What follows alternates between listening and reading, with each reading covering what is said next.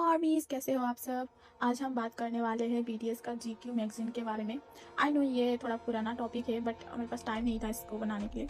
सो अभी बात करते हैं।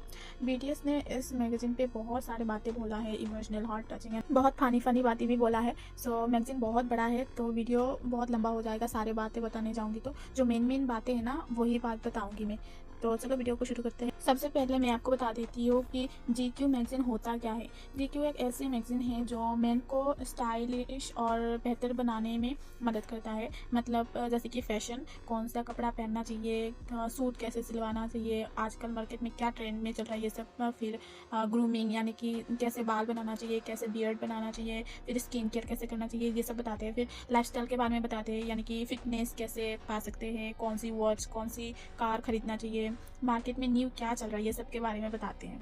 एंड फिर बड़े बड़े सेलिब्रिटीज़ का फोटोशूट भी होता है और इंटरव्यूज़ भी होता है। सो वैसे ही बीटीएस का भी इंटरव्यू हुआ था बट इंटरव्यू दिखाया नहीं जाता है, वो मैगजीन में लिखा जाता है, मतलब इंटरव्यू में क्या क्या बोला उन्होंने। सो वैसे ही बीटीएस ने भी बोला। सो देखते हैं बीटीएस ने क्या क्या बोला। तो हमारे आर्यन ओपा ने सबसे पहले बोला 2025 के मिडिल में वो लोग जब मिलिट्री से वापस आए उसके बाद वो लोग LA में रहने के लिए गए थे और वहाँ पे वो लोग एक ही घर में रूममेट्स की तरह रहे थे एंड उन्होंने बहुत मज़े किए वहाँ पे। और वीक के 6 डेज वो लोग काम करते थे बिजनेसमैन की तरह, उन्होंने आर्यन ओपा ने ये बोला। एंड फिर उन्होंने बोला कि ट्रेनी डेज की तरह हम लोगों ने बहुत मतलब स्ट्रिक्ट रूटीन फॉलो किया था, जैसे कि सुबह उठ के एक साथ जिम में जाना, दोपहर को लंच के लिए फिर से घर आना, फिर दोपहर 1 बजे को स्टूडियो में वापस जाना एंड देन अलग अलग सॉन्ग राइटर्स एंड प्रोड्यूसर्स के साथ रात 8 बजे तक काम करना एंड देन फिर से घर वापस आना।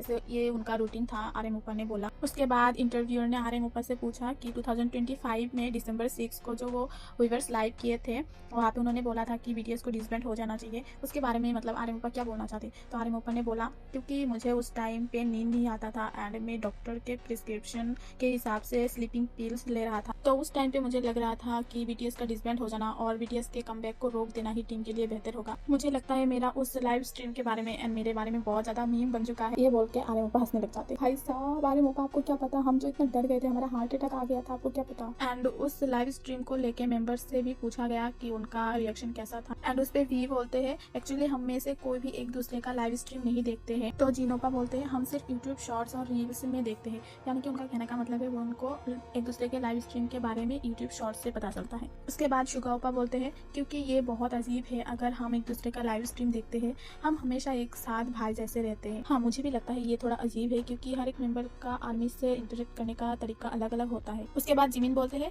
ये आर्यन का लव लैंग्वेज है आर्मीज के लिए। हाँ ये सही है, आप लोगों ने नोटिस किया कि नहीं मुझे नहीं पता आर्मीज, बट जब भी आप लोग देखोगे ना आर्यन ओपा स्ट्रेस में होता है या फिर उनको कुछ बोलना होता है तो वो लाइव आ जाते हैं या फिर एक लंबा सा लेटर लिख के व्यूअर्स पे पोस्ट कर देते हैं। इसी से पता चलता है आर्यन ओपा हमसे कितना प्यार करते हैं और कितना ज्यादा ट्रस्ट करते हैं। उसके बाद भी बोलते हैं आर्यन हमारे ग्रुप का आइडेंटिटी है, वो कोर लीडर है। सो हम बाकी मेंबर्स को जितना प्रेशर फील होता है उससे कई ज्यादा आर्यन को फील होता है। इनफैक्ट मुझे तो कभी प्रेशर फील भी नहीं होता है ज्यादा, बट आई नो उसको होता है। एंड इसमें आर्यन ओपा बोलते हैं हाउ स्वीट, बाकी 6 की तरफ देखना, आई लव दिस गाइस। उसके बाद जिमिन बोलते हैं हम एक दूसरे के लिए कंसोल नहीं होते हैं बट बस हंसते हैं और मजाक बनाते हैं एक दूसरे को हंसाने के लिए और सब कुछ भूल जाते हैं, हम साथ में ड्रिंक भी करते हैं। फिर भी बोलते हैं भले हम सामने से एक दूसरे का मजाक बनाते हैं बट इन द बैक हम रोते भी है। भाई साहब ये स्क्रिप्ट लिखते वक्त ना मुझे बहुत ज़्यादा रोना आ रहा था भी का बातें सुन के, ओ माय गॉड। एंड यहाँ पे मिलिट्री के बारे में बातें होता रहता है एंड शुगा प्राउडली बोलते हैं मैं तो कभी ऑफिस के लिए लेट नहीं होता था, मैं हमेशा 10 मिनट पहले ही आ जाता था। पहले मुझे वियर्ड लगता था कि सेम टाइम पे सेम जगह पर रोज़ आना, फिर सेम टाइम पे घर भी चले जाना, मुझे बहुत ज़्यादा अजीब लगता था। फिर बाद में जाके ये मेरा ही एक पार्ट बन गया। मतलब शुगा यहाँ पे अपना मिलिट्री के बारे में बोल रहा है, मिलिट्री ऑफिस के बारे में बोल रहा है, क्योंकि जब मिलिट्री जाने से पहले वो म्यूजिक बनाता था तब उसका काम जो था वो ज़्यादातर रात में उसका म्यूजिक का काम करता था, तो मिलिट्री जाने के बाद उसको दिन में करना पड़ता था।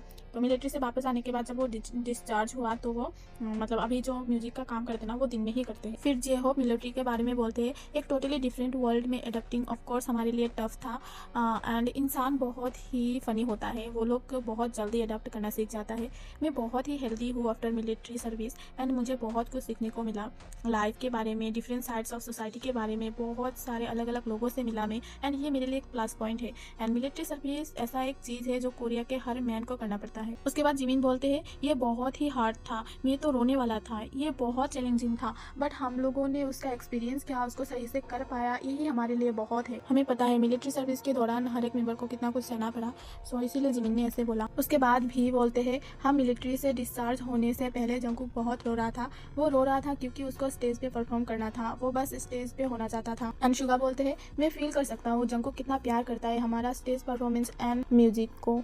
एंड उसके बाद यहाँ पे उनका सोलो जर्नी के बारे में बात हो रहा था, एंड इसको मैं स्किप कर रही हूँ क्योंकि यहाँ पे कोई खास नहीं है और वीडियो बहुत ज़्यादा लंबा हो जाएगा वरना। उसके बाद जेहोप बोलते हैं हमें जब कोई म्यूज़िक पसंद आता है तो हम उसको एक दूसरे को रिकमेंड करते हैं, इसीलिए शायद हमें सेम टाइम पे सेम म्यूज़िक पसंद आता है। उसके बाद जिमिन बोलते हैं मुझे पता है हम आज यहाँ है क्योंकि हम एक टीम है एंड हमने एज ए टीम शुरुआत किया था एंड हम बहुत मज़े भी करते हैं। उसके बाद भी बोलते हैं हम अपने आप से ज़्यादा BTS को इम्पोर्टेंस देते हैं, हमने एज ए ग्रुप डेब्यू किया था तो हमारा असली पहचान वही है BTS। तो इस पे जिमिन खुश होकर वी को बोलते हैं I love you man, but हमारा वी बदमाश बोलते हैं बट अगर हम ज़्यादा टाइम एक साथ रहते हैं तो मुझे इन लोगों को देखने का मन नहीं करता, मतलब उसके बाद शुगा बोलते हैं अगर हम इसको ऐसे ही चला सकते थे तो शायद हम 60 की उम्र में भी डांस कर सकते हैं। जब तक हम तैयार हैं हम 50 या 60 की उम्र तक हम हमेशा एक बैंड के रूप में एक साथ रह सकते हैं। देन यहाँ पे बहुत सारा एल्बम के बारे में, फिर मेंबर्स के हार्डवर्क के बारे में, मेंबर्स के फन, पुराने ग्रैमी अवार्ड के बारे में, पुराने एल्बम के बारे में बहुत सारा बातें हो रहा था। वो सब मैं स्किप कर रही हूँ, इतना इंपॉर्टेंट नहीं है। अगर फिर भी आपको जानना है तो आप जाके मैगजीन पढ़ सकते हो, गूगल में मिल जाएगा। उसके बाद हमारे जिनोपा बोलते हैं हमारे गोल सिर्फ ये था कि हमें कोरियन टेलीविजन में नंबर 1 पे आना था। नंबर 1 पे आना खुशी देता था एंड आज हम यहाँ पे इसलिए है क्योंकि बैक देन हमने बहुत हार्ड वर्क किया था। हम सबको पता है जिनोपा आप लोगों ने कितना ज़्यादा हार्ड वर्क किया था, इसीलिए तो आज आप लोग इतना ज़्यादा सक्सेसफुल है। एंड लास्ट में हमारे आरएमओपा बोलते हैं अभी सबसे इम्पोर्टेंट ये है कि हम फिर से एक साथ आ गए हैं एंड हम फिर से पूरे दुनिया भर के आर्मीज को देखने वाले हैं, वही मैटर करता है। हाँ आरएमओपा अभी तो बस वही मैटर करता है सिर्फ। एंड यही था आज के वीडियो में पूरा इंटरव्यू का डिटेल्स। अगर आपको वीडियो अच्छा लगा है तो वीडियो को लाइक करके चैनल को सब्सक्राइब कर देना armies. And thank you for watching, bye bye, मिलते हैं नेक्स्ट वीडियो में। Love you, take care.